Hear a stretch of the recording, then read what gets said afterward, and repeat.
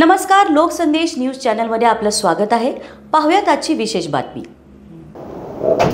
Madam, नेमकी ही निवडणूक कशी प्रतिष्ठेची बनली, काय नेमकं सांगा? कारण माय लेकर या निवडणुकीमध्ये निवडणुकीच्या रिंगणामध्ये आहे, काय नेमकं सांगा?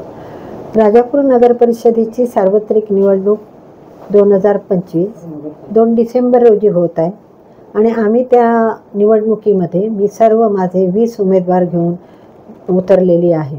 माझ्या दृष्टीने ही निवडणूक ही फार प्रतिष्ठेची आहे, कारण या ठिकाणी मी सगळे जे उमेदवार घेतलेले आहेत ते यापूर्वीपासून या शहराची सेवा करतायत, शहरातील सर्व नागरिकांना मदत करतायत। याच्यात माझा मुलगा पण आहे, आम्ही मायलेक दोघेही आहोत।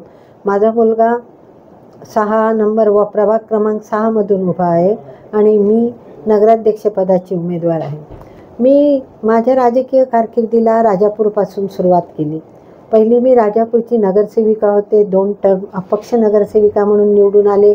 नंतर मी 2001 मध्ये लोकनियुक्त नगराध्यक्षपदाची निवडणूक लढवली, बहुमताने जिंकली। त्याच्यानंतर पुन्हा 2006ला मी पुन्हा नगर परिषदेची निवडणूक लढवली। मला या राजापूर शहरवासियांचा इतकं प्रेम मिळालं आहे, इतका आदर मिळाला आहे, इतकं मिळणं हे फार भाग्याचं लक्षण असतं आणि त्यातीलच मी एक भाग्यवान आहे।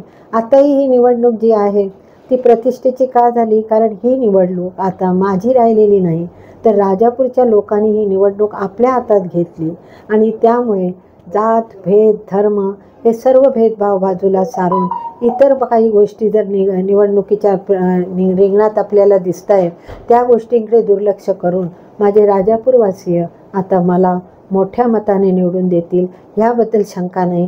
कारण राजापूरचा विकास हा एकच माझा ध्यास आहे आणि तो मी राजापूरच्या जनतेच्या आशीर्वादाने पूर्ण करेन। धन्यवाद। अशाच विशेष घडामोडींसाठी आमच्या YouTube चॅनलला सबस्क्राईब करा, Facebook पेजला लाईक करा आणि Instaला फॉलो करा।